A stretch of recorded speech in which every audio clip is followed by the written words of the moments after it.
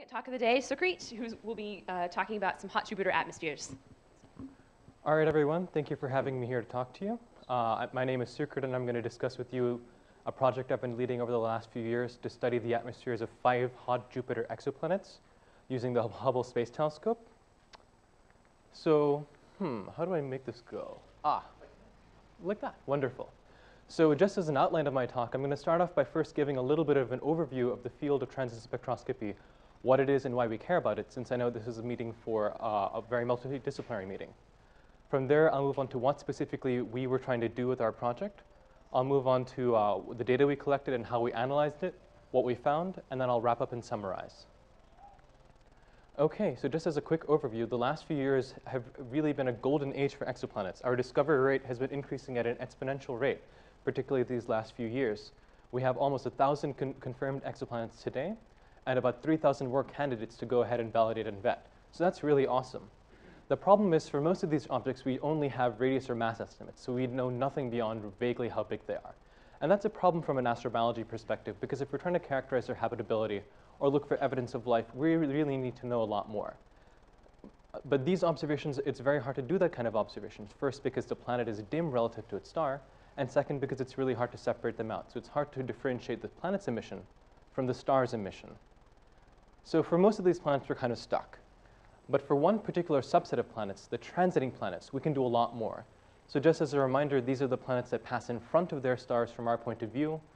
And for these objects, we can actually extract low-resolution spectra. So how do we do that? Well, there's 2 phases. First, in primary eclipse or transit, where the planet passes in front of its host star. The planet's starlight filters through the terminator region of the atmosphere, imprinting a very subtle absorption spectrum. When the planet passes behind its star, you go from seeing the light of the planet and the star to seeing just the light of the star. So if you difference that out, you see the day-side hemisphere integrated emission spectrum of the planet. Taken together, this lets us understand parameters such as the composition of the atmosphere, its thermal structure, and its dynamics, including the presence and absence of clouds, as well as any atmospheric escape that's going on. So that's really awesome. These measurements are still rather challenging, so the instruments and the techniques we have today, we've mostly been focusing on planets in the hot Jupiter class. So these are gas giants like Jupiter that orbit in extremely close to their host star. So I'm talking periods of a few days, temperatures of thousands of Kelvin. So we're refining so these objects are interesting in of themselves for their planetary science. From an astrobiology perspective, kind of the goal is to refine our techniques on these easy objects and eventually push down to smaller Earth-like planets and look for biosignatures on them, metabolic biosignatures such as oxygen, methane, and so on and so forth. So that's kind of the big picture where we're going from an astrobiology perspective. So what exactly were we doing? Well, what we're really trying to do is bring the field of transit spectroscopy of hot Jupiters into its technological maturity. And so what we're doing there is transitioning from doing one-off studies of objects to really doing a systematic comparative study. The first one really done for 4 hot Jupiters in the near IR. And towards this end, we were allocated 115 orbits of Hubble time to study 16 different hot Jupiters using the new Wide Field Camera 3 instrument on Hubble that was installed in the last servicing mission. We're looking with the G141 GRISM, which spans, which spans 1.1 to 1.7 microns. And this has 2 features that are of huge interest to us. First, you have this kind of water absorption band at 1.4 microns. So measurements there can constrain the composition of the planet. Second, you have this kind of window into the planet's photosphere at 1.6 microns. So there are no major observers there. And that lets us constrain the energy budget of the planet. So those are this work can only really be done from space. This figure here illustrates that. So the black curve here is WFC3 sensitivity.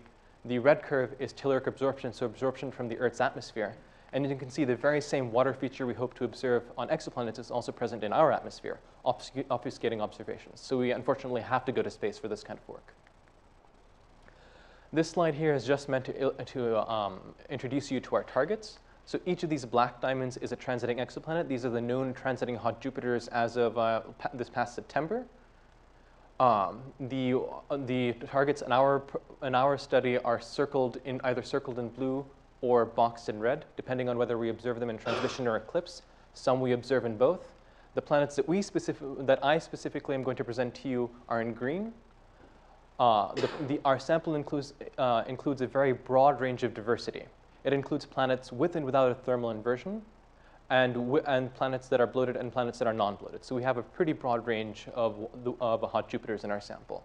So the planets I'm going to discuss today, we have 3 of them in transmission, 1 of them in emission, and 1 of them WASP-4 in both. Oh dear, the laser pointer's dying. How sad. OK, so those are our objects. What did we do to them? Well, what we basically did is we used Hubble to take a time series of spectra during the course of an event. So as the planet transited or went through an eclipse, we continually imaged the star and took spectra of it. We converted these 2-dimensional spectra into one-dimensional extracted spectra. We did background subtraction to correct out for the effects of residual starlight or whatever. And that's all we did to the data. So that's what you get with very minimal processing.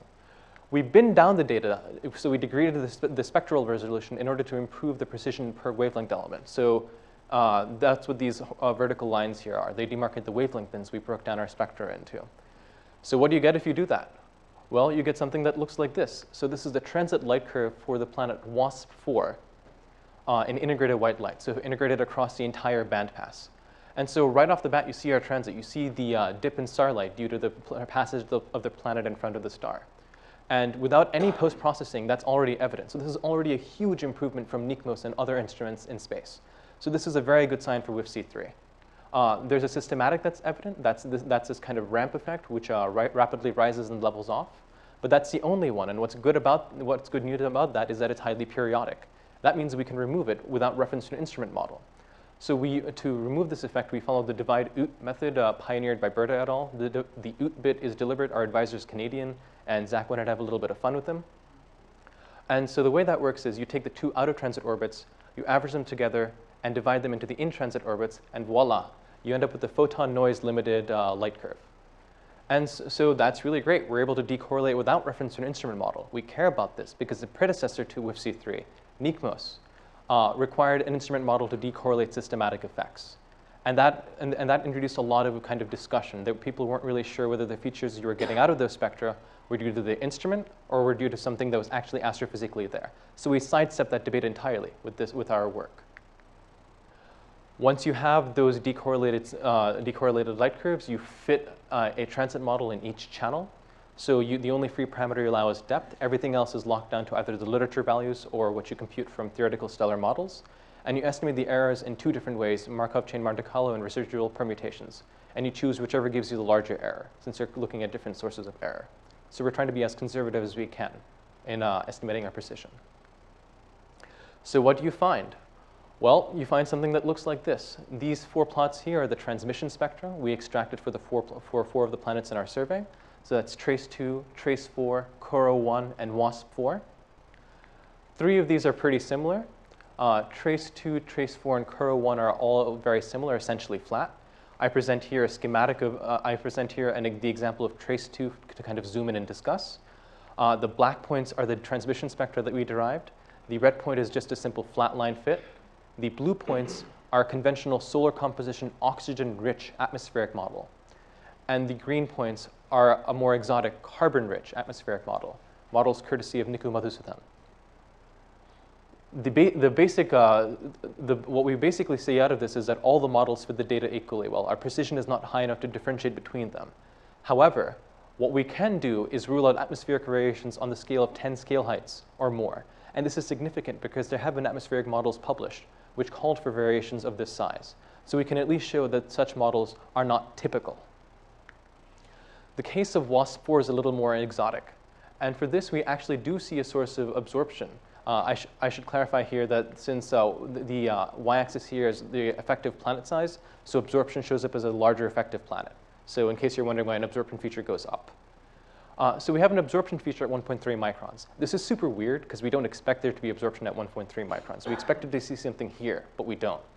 And so this is actually fairly significant. Traditional cloud-free atmospheric models are ruled out at 10 sigma or greater.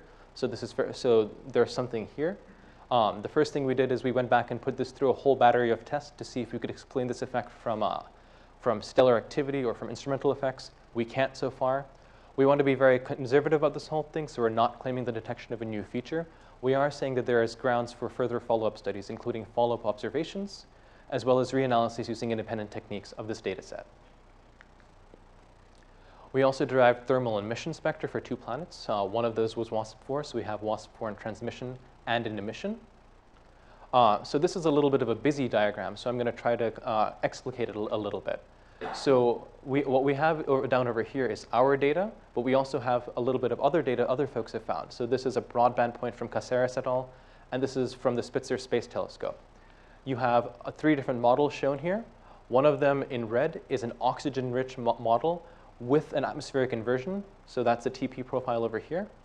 And you also have 2 non-inverted atmospheres, one oxygen-rich in blue and one carbon-rich in green. Our data specifically is shown zoomed in here in this inset. And the bottom line is that we strongly disfavor water-rich models. We seem to be much more consistent with water-poor models, and in particular, non-inverted atmospheres. And by non-inverted, I don't mean strongly non-inverted, which would look something like that, but weakly non-inverted. Isothermal atmospheres and non-inverted atmospheres are ruled out particularly by the Spitzer data. So the best kind of fit data we have right now is a carbon-rich non-inverted model. We derived similar results for TRACE-3. To explicate the data here, our data is shown over here and zoomed in on this inset. Spitzer measurements are here and ground-based measurements are here. The green curve is a solar composition atmosphere. The brown curve is a depleted volatiles atmosphere, so depleted by a factor of 10 relative to solar in water and in carbon dioxide. And we also show a black body, which corresponds to an isothermal atmosphere.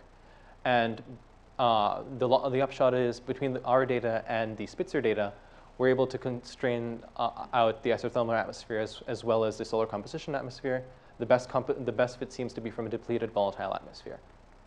So what's the upshot of all of this? Well, the first and perhaps most important result is that we demonstrate that WIFC-3 is a very suitable instrument for these kind of broad-based studies of exoplanet atmospheres. So you can get strong, good, reliable transmission spectra from this, and this instrument is great for exoplanet science. For our target specifically, we derive 4 transmission spectra and 2 emission spectra. From our emission spectra, we show that atmospheric models with large-scale variations are not common. So so if you have an atmospheric model that has variations of more than 10 scale heights, that's probably not going to be very common in the hot Jupiter class, at least if it's haze-free. We identify a potential new feature in the WASP-4 atmosphere that deserves follow-up, and based on our emission spectra, we find that our exoplanets are a little bit more water-poor than we expected them to be. And if you really want to nail down the water composition, we also show that since we're effectively photon noise limited, what you really want is more photons. So you need to do a multi-visit observing campaign if you want to really try to characterize the abundance of water, because it seems to be more water poor than expected. So that's roughly where we're at. I'd love to take questions.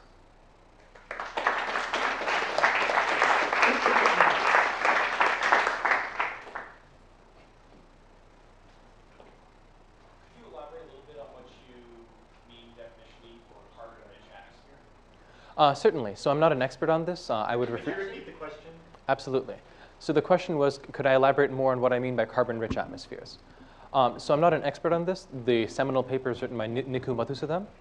But basically, so traditionally in exoplanets, we always assume that, OK, a hot Jupiter's atmosphere is probably going to be similar to its star. And generally, that means you have a carbon to oxygen ratio that's less than 1. If, on the other hand, you have a carbon to oxygen ratio that's greater than 1, all the water is going to go away, and all you're going to be left with is a bunch of carbon compounds. So the atmospheric spectrum will be really different. A carbon-rich atmosphere was claimed for the exoplanet WASP-12. It was later disfavored based on a reanalysis of the data. However, it still remains a valid possibility that we need to consider. If you had to speculate on a WASP-4 feature, go ahead. what would it be? So the question was, if we had to speculate on what the WASP-4 feature was, what would you expect it to be? The answer is, we have no idea. We spent literally about a year trying to follow up and figure out ways to explain what was going wrong, because we were pretty sure we were wrong. The only reason I'm presenting it to you now is that we couldn't figure out why we were wrong, so we have to conclude that maybe it's real. The reason we were so conservative is that there exists nothing in conventional hot Jupiter line lists that absorbs there in any significance. So we're really confused. If any one of you has ideas, talk to me. Time for one more question, if it's a quick one. All right, thanks very much.